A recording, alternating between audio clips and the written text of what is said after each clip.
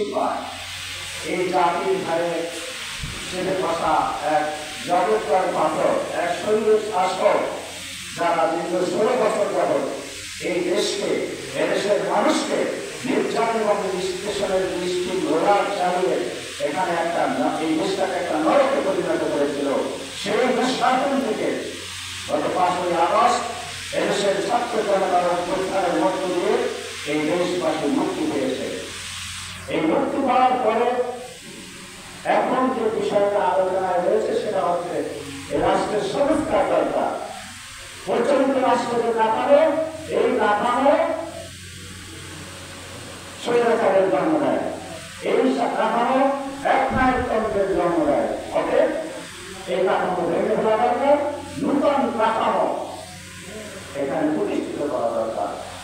আমি মনে করি আজকে আমাদের যে আলোচনার বিষয়, এই বিষয়টাকে যদি আমরা সামনে নিয়ে আসি, আজকে যে সংস্কারের প্রয়োজন পড়েছে সেই সংস্কার আমরা বিশ্ব মানবতার মুক্তির দূত মুহাম্মদ রাসূলুল্লাহ সাল্লাল্লাহু আলাইহি ওয়াসাল্লাম উনি আজ থেকে 1000 বছর পূর্বে সেই আরবের জাহিলিয়া, যাকে বলা হয় অন্ধকার আচ্ছন্ন যুগ, যে সমাজ, সেই সমাজকে কিভাবে আলোকিত করেছেন সেটা যদি আমরা সামনে রাখি, তাহলে আজকের এই সমাজকে আমরা একটা আলোকিত সমাজে পরিণত করতে পারি।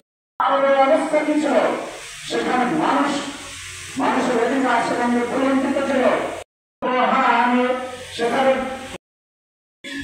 আমরা মোটামুটি ভবিষ্যতে দুটো সূত্রকে খুব ভালো করে জানি।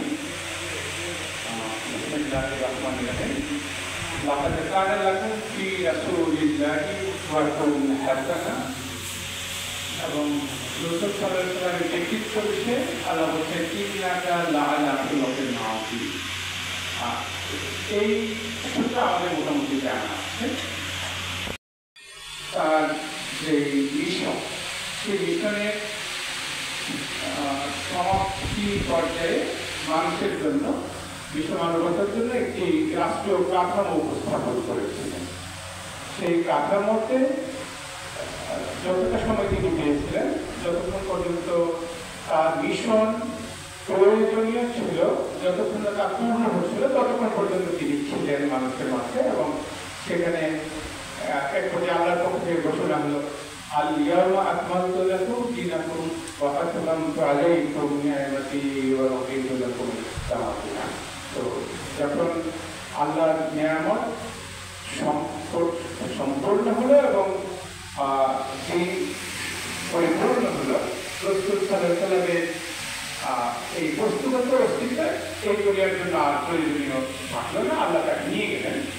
এবং তার আগে আমরা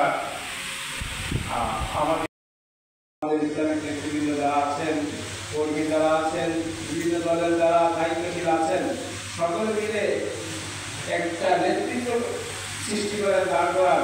সবাই তো দেখা হইতে পারবে না, যোগ্যতা থাকলেও সবার মধ্যে সবাই ঐক্যবদ্ধ হয়ে যদি আমরা আগে পারি, তাহলে খুব সহজেই এই দেশে আমরা কল্যাণ রাষ্ট্র গঠন করতে সক্ষম হবো ইনশাআল্লাহ। আমার তৌফিক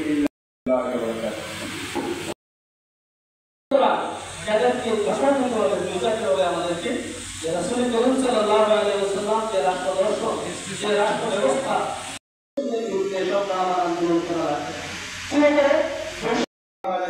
আদর্শকে আমরা আমাদের ব্যক্তি, সমাজ, রাষ্ট্রের যুদ্ধ ব্যক্তি হিসেবে অনুসরণ করা।